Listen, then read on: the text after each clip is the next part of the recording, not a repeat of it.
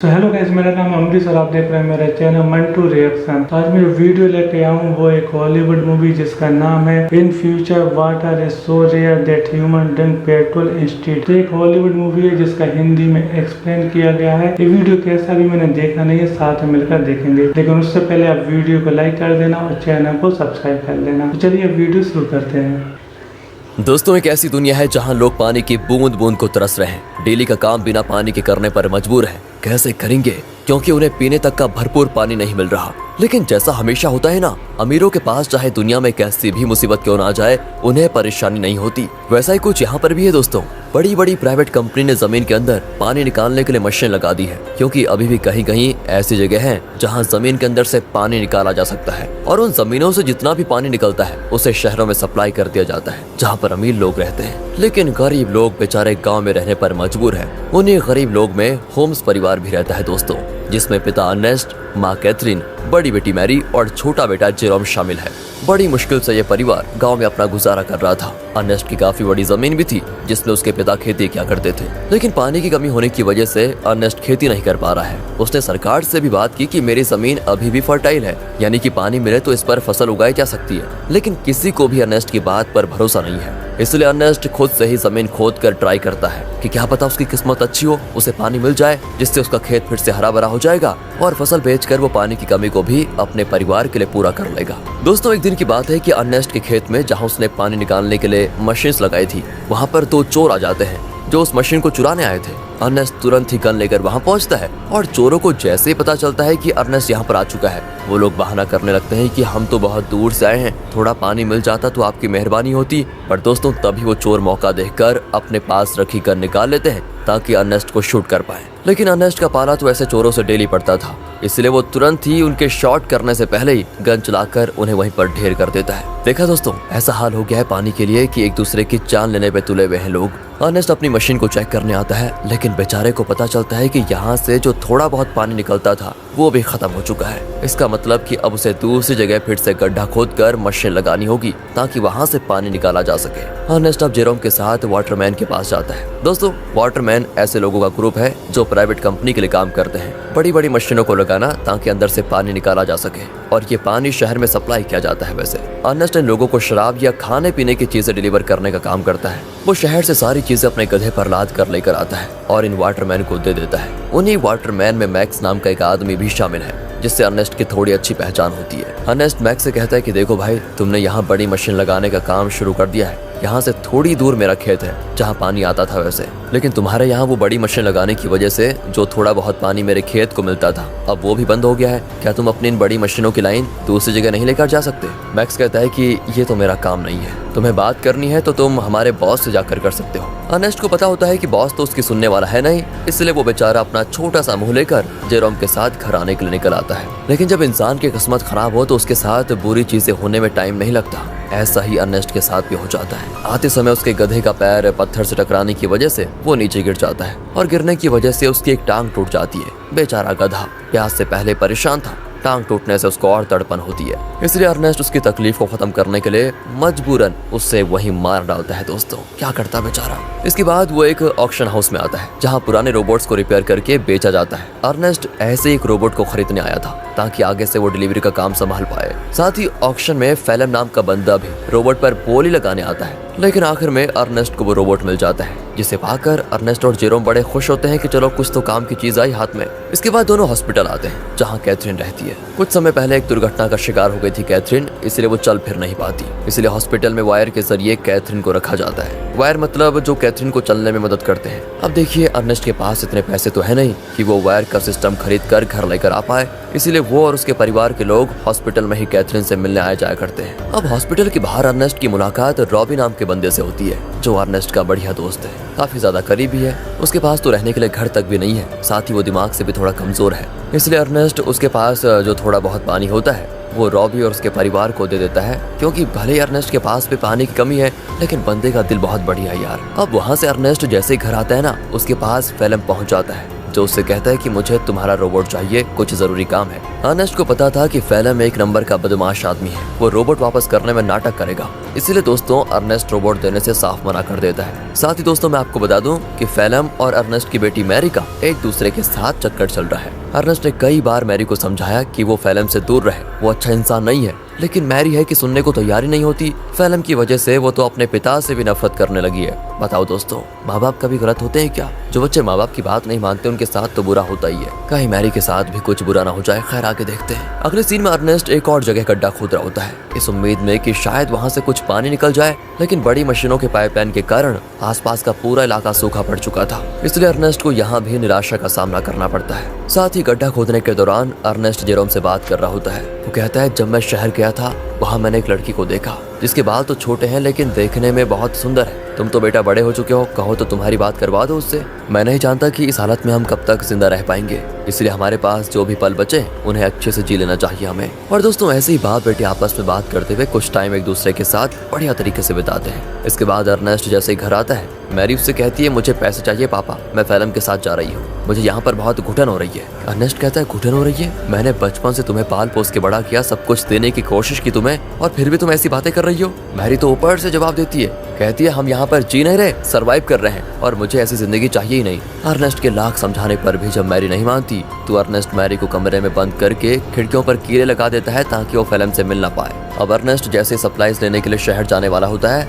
तभी उसको पता चलता है कि रोबोट गायब है। ये देखकर उसकी हालत खराब, वो परेशान हो जाता है। वो समझ चुका था कि ये काम तो फेलम के अलावा कोई दूसरा कर नहीं सकता। वो वहाँ से तुरंत वाटरमैन के पास आता है ताकि उनसे पूछ सके कि क्या फेलम यहाँ पर आया था कि नहीं। पर वहाँ पर आते ही मैक्स और बाकी वाटरमैन मिलकर अर्नेस्ट पर धावा बोल देते हैं दोस्तों, और जमकर उसकी पिटाई करने लगते हैं। उनका कहना होता है कि तुमने हमारी सप्लाईज चुराई, जो हमारी मेहनत की कमाई थी, जिसे तुमने शायद कहीं और बेच दिया होगा। अर्नेस्ट कहते हैं, अरे ये क्या कह रहे हो तुम? मैं खुद यहाँ तुमसे पूछने आया था कि क्या फेलम मेरा रोबोट लेकर यहाँ आया था या नहीं, लेकिन उल्टा तुम लोग मुझे ही मार रहे हो। दोस्तों अर्नेस्ट यहाँ पर समझ चुका था कि जरूर फेलम ने शहर से मेरे बदले सप्लाईज ले ली और उसे वाटरमैन को देने के बजाय चुरा कर कहीं और लेकर चला गया। इसलिए दोस्तों अर्नेस्ट जैसे तैसे वाटरमैन से पीछा छुड़ाकर फेलम को ढूंढने के लिए निकल जाता है, जो उसे मिल भी जाता है। साथ ही अर्नेस्ट का शक भी सही था, उसने ही सप्लाईज चुराई थी दोस्तों, जिससे वो बड़े आराम से खा पी रहा था। इसलिए अर्नेस्ट गन पॉइंट पर लेकर फेलम को डरा देता है और उसे वाटरमैन के पास ले जाने लगता है, ये बताने के लिए कि सप्लाईज मैंने नहीं फेलम ने चुराई थी। आगे बढ़ते हुए दोनों काफी ज्यादा थक चुके थे। अर्नेस्ट सबसे ज्यादा थक चुका था और साथ ही साथ उसका पानी भी खत्म हो चुका था। इसीलिए दोस्तों फेलम अर्नेस्ट को बहकाने की कोशिश करता है कि मैंने सप्लाईज की थोड़ी शराब पी ली थी और थोड़ी बची है, मेरी मानो तो बची हुई शराब हम दोनों आधा आधा बांट कर पी लेते हैं। ज्यादा से ज्यादा वाटरमैन क्या करेंगे, मुझे मारेंगे ही ना, लेकिन अगर हमने पिया नहीं तो हम प्यास से जरूर मर जाएंगे। इस पर अर्नेस्ट मान जाता है, लेकिन जैसे ही वो फेलम को रस्सियों से आजाद करता है, फेलम उस पर ही हमला कर देता है। बेचारा अर्नेस्ट पहले से ही थका हुआ था और मार खाने की वजह से उसका काफी ज्यादा खून बहने लगता है। इसके बाद तो फेलम जबरदस्ती बाकी सारी शराब अर्नेस्ट के मुंह में डाल देता है, ताकि जब वाटरमैन उसे देखे तो उन्हें यकीन हो जाए कि अर्नेस्ट ने ही सप्लाईज चुराई थी और उसी ने उनकी शराब पी ली। इतना ही नहीं दोस्तों, फेलम अर्नेस्ट को मार मार कर रोबोट के साथ ही रस्सी से उसको बांध देता है, ताकि दुनिया को लगे कि रोबोट ने आउट ऑफ कंट्रोल होकर अर्नेस्ट पर हमला कर दिया, जिससे उसकी जान चली गई। और होता भी ऐसा ही है, बेचारा अर्नेस्ट मारा जाता है दोस्तों, और सभी लोगों को लग रहा था कि रोबोट ने अर्नेस्ट की जान ली। दोस्तों हमेशा अच्छे लोगों के साथ बुरा ही क्यों होता है यार। अगले सीन में जेरोम अपने पिता को खोने के बाद बहुत उदास बैठा होता है। वो सारा गुस्सा रोबोट पर उतार कर उसे तोड़ने की कोशिश कर रहा होता है, क्योंकि अभी तो उसने ये मान लिया है कि रोबोट ने ही उसके पिता की जान ली, लेकिन हम सब जानते हैं कि सच्चाई क्या है। तब वहाँ पर फेलम आकर जेरोम से कहता है, रोबोट को तोड़कर क्या मिलेगा, ये आगे चलकर हमारे ही काम आएगा, इसलिए इसको तोड़ो मत, और तुम चिंता मत करो, मैं हूं ना, मैं तुम्हारे परिवार को संभाल लूंगा, तुम्हारे और मैरी का अच्छे से ख्याल भी रखूंगा। पता हो दोस्तों, कातिल मसीहा बनने की कोशिश कर रहा है। अगले सीन में दिखाते हैं कि फेलम मैक्स के पास आकर कहता है, मुझे पानी की एक पाइपलाइन चाहिए ताकि उसकी मदद से मैं अर्नेस्ट की जमीन पर खेती कर सकूं। मैक्स कहता है, मैं क्या तुम्हारा कोई नौकर हूं, जो तुम कहोगे और मैं कर दूंगा। तो फेलम उससे कहता है कि अच्छा, तुम्हें मानना पड़ेगा दोस्त, मानना पड़ेगा। वो दोस्तों उसका चाकू दिखाते हुए कहता है, ये चाकू तो याद है ना तुम्हें, उस दिन जब सप्लाईज लेकर तुम लोगों ने अर्नेस्ट पर हमला किया था, तब ये चाकू अर्नेस्ट ने तुमसे ले लिया था और मुझे ये चाकू उसकी बॉडी के पास मिला। जिसमें तुम्हारा नाम लिखा हुआ है। सभी जानते हैं कि मरने से एक रात पहले सरप्राइज लेकर तुम्हारी और उसकी लड़ाई हुई थी। तो मैं क्या सोच रहा था कि मैं जाकर सभी को ये बात बता देता हूँ कि लड़ाई के दौरान तो मैक्स अर्नेस्ट को नहीं मार पाया, लेकिन अगले दिन जब उसे मौका मिला तो उसने अर्नेस्ट को मार दिया और आरोप डाल दिया रोबोट पर। यह सुनकर मैक्स घबरा जाता है और फेलम की बात मानते हुए कंपनी से छुपाकर एक सीक्रेट पाइपलाइन अर्नेस्ट के खेत में चालू करवा देता है, जिससे दोस्तों खेत को पानी मिलना शुरू हो जाता है। सभी बड़े खुश होते हैं कि यहाँ पर फिर से खेती हो सकेगी। फेलम दोस्तों डेली हल जोतता है ताकि फसल उगा पाए। देखते देखते उसकी मेहनत रंग ला जाती है और खेती में चारों तरफ फसल उगने लग जाती है, जिसे देखकर जेरोम और बाकी सभी बड़े खुश होते हैं। साथ ही फेलम और मैरी रिलेशनशिप में भी थे, जिस वजह से मैरी प्रेग्नेंट हो चुकी थी, इसलिए उन दोनों की शादी करवा दी जाती है। शादी से फेलम बड़ा खुश था, लेकिन अंदर ही अंदर उसे ये भी याद आ रहा था कि ये सब अर्नेस्ट का था जो उससे मैंने छीन लिया। आज वो जिंदा होता तो ना ही मैरी से उसकी शादी होती और ना ही ये खेत उसे मिलता।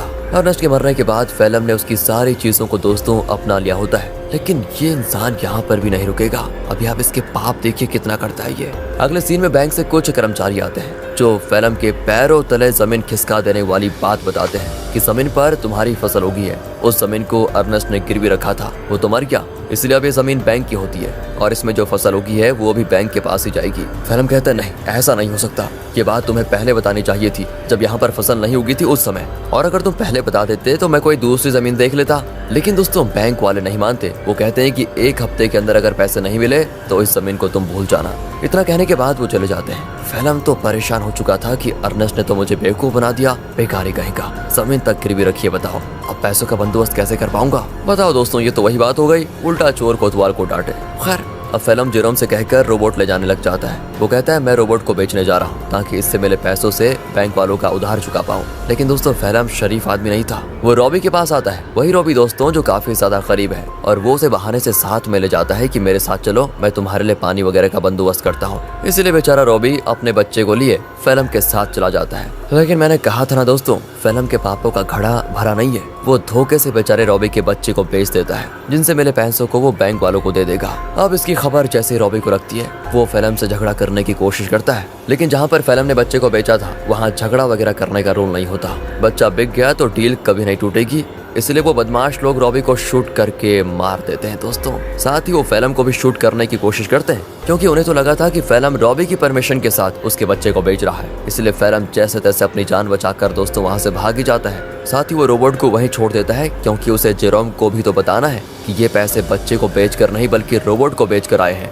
क्या कहें दोस्तों, कितना बुरा आदमी है यार फेलम। तभी तो दोस्तों अर्नेस्ट अपनी बेटी मैरी को मना कर रहा था इसके साथ रहने के लिए। अगले सीन में बैंक को पैसा देने की वजह से जमीन फिर से फेलम की हो जाती है, तो वहीं रोबोट आगे बढ़ते हुए अपने ओरिजिनल ओनर के पास जाने के लिए निकल पड़ता है, क्योंकि जब वो बदमाश लोग फेलम और रॉबी को शूट कर रहे थे तो कुछ गोली रोबोट को भी लग गई थी, जिससे हुआ ये कि रोबोट की डिफॉल्ट सेटिंग ऑन हो गई और इसीलिए वो अपने ओरिजिनल ओनर के पास जा रहा है, जो कि शहर में रहता है और ओनर का नाम है केल्विन। वो जैसे उस रोबोट को देखता है तो बिल्कुल हैरान हो जाता है कि ये किसका रोबोट घूमकर वापस मेरे पास आ गया। उस रोबोट पर दोस्तों अर्नेस्ट का नाम लिखा हुआ था, इसलिए केल्विन रेडियो के जरिए अर्नेस्ट से संपर्क करने की कोशिश करता है ताकि वो आगे आए और अपने रोबोट को वापस लेकर जाए। जेरोम तो जैसे रेडियो को ऑन करता है तो बिल्कुल हैरान हो जाता है कि फेलम ने तो कहा था कि उसने रोबोट को बेच दिया, अब ये केल्विन बता रहा है कि रोबोट उसके पास है। इसलिए दोस्तों वो डिसाइड करता है कि अगर केल्विन रोबोट वापस देना चाहता है तो कोई नहीं, ये तो बहुत अच्छी बात है, मैं जाकर उसको ले लेता हूँ। अगले सीन में जेरोम को रॉबी की पत्नी दिखाई देती है, जो रॉबी और उसके बच्चे के वापस न आने पर सदमे में जा चुकी थी। वो एक गुड़िया लेकर रॉबी और अपने बच्चे के आने का इंतजार करती है। सच में दोस्तों बेचारी के साथ बहुत बुरा हुआ ना। एंड इस चीज को देखकर जेरोम को लगता है कि जरूर कुछ तो बात है जो फेलम छुपा रहा है। जिसके बाद वो शहर के बॉर्डर पर आता है, लेकिन 18 साल से कम होने की वजह से गार्ड्स उसे शहर में जाने नहीं देते। तब वहाँ पर एक लड़की आती है जिसका नाम अना है। वो जेरोम से कहती है मेरे पास आ जाओ, मैं तुम्हें शहर भिजवा सकती हूँ, वो भी बहुत कम पैसों में। जेरोम जैसे ही अना को देखता है तो बिल्कुल हक्का बक्का हो जाता है, क्योंकि वो हूबहू वैसी होती है जैसा कि अर्नेस्ट ने उसे छोटे बालों वाली उस लड़की के बारे में बताया था। याद है ना दोस्तों, जब अर्नेस्ट जेरोम से कह रहा था कि तुम्हारी शादी कर लेते हैं, उससे बात कर लेते हैं तुम्हारी, तो दोस्तों जेरोम उससे फिर अर्नेस्ट के बारे में पूछता है लेकिन वो तो जानती ही नहीं अर्नेस्ट को। जेरोम भी आगे कुछ नहीं कहता और इसके बाद वो जेरोम को शहर तक जाने वाली सामान की गाड़ी में छुपा कर बैठा देती है और उसकी मदद से जेरोम शहर पहुंच जाता है। अब शहर आने के बाद जेरोम केल्विन से मिलता है जो उसे उसका रोबोट वापस कर देता है। रोबोट को जो गोलियां लगी थी केल्विन ने उसे भी रिपेयर कर दिया था, साथ ही उसने रोबोट की सेटिंग भी सही कर दी थी। तब जेरोम जैसे ही रोबोट को ध्यान से देखता है तो पता चलता है कि इसमें तो कैमरा लगा हुआ है जो कि लेजर बीम की मदद से वीडियो रिकॉर्ड करता है। वीडियो साफ रिकॉर्ड तो नहीं होता लेकिन इतनी क्लियर जरूर होती है कि उसे देखा जा सके। और तब उन वीडियोस में जेरोम को उसके अर्नेस्ट के साथ बिताए हुए पल दिखाई देते हैं जिन्हें रोबोट ने रिकॉर्ड कर लिया था। उन्हीं वीडियो में दोस्तों वो वीडियो भी होती है जब फेलम अर्नेस्ट को मार रहा था और रस्सी से बांधकर उसे रोबोट के साथ जोड़ दिया था। इस चीज को देखकर जेरोम को एकदम से सदमा लगता है। उसे सच्चाई का पता चल चुका था कि उसके पिता का मरना कोई एक्सीडेंट नहीं था बल्कि फेलम की सोची समझी साजिश थी। इसलिए वो रोबोट को लेकर वापस घर आ जाता है और आते ही फेलम को ये नहीं बताता कि उसको सब कुछ पता चल गया है, क्योंकि अगर मैरी को मालूम पड़ा कि ये सब फेलम ने किया तो वो तो सदमा बर्दाश्त नहीं कर पाएगी। ऊपर से वो प्रेग्नेंट भी है। इसीलिए जेरोम एक प्लान बनाता है। वो फेलम से कहता है कि मैंने रेडियो पर सुना कि रॉबी तुम्हें बुला रहा है। अब ये सुनकर फेलम परेशान कि रॉबी तो मर चुका है, ये कौन सा रॉबी बुला रहा है। इसलिए वो कहता है कि शायद वो कोई दूसरा फेलम होगा जिसके लिए वो रॉबी बोल रहा है। अब प्लान फेल होता देखकर जेरोम एक लेटर लिखता है फेलम को ताकि फेलम को ऐसा लगे कि ये लेटर रॉबी ने भेजा है और वो उसे उसी जगह पर बुला रहा है जहाँ पर अर्नेस्ट मरा था। लेटर देखकर फेलम समझ चुका था कि कुछ तो गड़बड़ी है, मुझे वहाँ पर जाकर देखना ही पड़ेगा। इसीलिए वो उसी जगह पर जाता है जहाँ पर उसने अर्नेस्ट को मारा था। आगे बढ़ते हुए उसे जमीन पर बना हुआ गड्ढा दिखाई नहीं देता और गलती से वो उसे गड्ढे में गिर जाता है जहाँ गिरने से उसका पैर टूट चुका था और वो मदद के लिए चिल्ला रहा होता है। तब वहाँ पर जेरोम गन लेकर आता है। उसे इतने गुस्से में देखकर फेलम समझ जाता है कि जेरोम को सब कुछ पता चल चुका है और ये सारा प्लान जेरोम का ही था। तब फेलम जेरोम को बहलाते हुए कहता है, देखो जो हुआ मैं उसके लिए शर्मिंदा हूँ, मुझे माफ कर दो, लेकिन देखो मैंने मैरी और तुम्हारे कितना अच्छे से ख्याल रखा। अगर मुझे कुछ हुआ तो मैरी ये सदमा बर्दाश्त नहीं कर पाएगी, इसलिए मुझे जाने दो। लेकिन जेरोम उसकी एक नहीं सुनता और सीधे फेलम को शूट करके मार डालता है। इसके बाद वो रोबोट की मेमोरी भी रेज कर देता है ताकि कभी मैरी ये सब कुछ देख ही ना पाए। वो नहीं चाहता कि मैरी कभी कुछ इसका सच जाने। कुछ दिन गुजर चुके थे। फेलम के घर न आने पर मैरी बहुत परेशान होती है। जेरोम कहता है कि वो अच्छा इंसान कभी था ही नहीं, तुम्हें छोड़कर वो भाग गया। और ये सुनकर मैरी एकदम उदास हो जाती है और अपने दिल से फेलम के लिए प्यार खत्म कर देती है। दोस्तों उल्टा वो उससे नफरत करने लगती है। जेरोम ने बड़ी शांति से अपना बदला ले लिया। इसके बाद जेरोम और मैरी घर चलाना शुरू करते हैं क्योंकि खेत उन्हें मिल चुका था। उन्हीं फसल को बेचकर वो पैसे जमा करेंगे ताकि अपनी माँ को हॉस्पिटल से घर लेकर आए। और इसी मिक्स फीलिंग के साथ दोस्तों ये मूवी यहाँ पर खत्म होती है। बाकी अगर आपको वीडियो अच्छी लगी हो, एक्सप्लेनेशन अच्छा लगा हो तो लाइक कीजिए, चैनल को सब्सक्राइब करें। मिलते हैं अगली वीडियो में, ध्यान रखेगा। वीडियो काफी अच्छा बनाया था, मूवी भी काफी अच्छी थी। एक आदमी की प्रॉब्लम दिखाई गई है कि कैसे उसको पानी की प्रॉब्लम हो जाती है और वो उसको सॉल्व करने के लिए क्या क्या चीजें करता रहता है। तो मुझे तो ये वीडियो काफी अच्छा लगा, इनका एक्सप्लेनेशन भी काफी अच्छा लगा। आपको ये वीडियो कैसा लगा कमेंट्स करके जरूर बताइएगा। वीडियो अच्छा लगा तो वीडियो को लाइक कर देना, चैनल पर ना हो तो चैनल को सब्सक्राइब कर लेना। कल फिर मिलते हैं एक नए वीडियो के साथ, तब तक के बाय।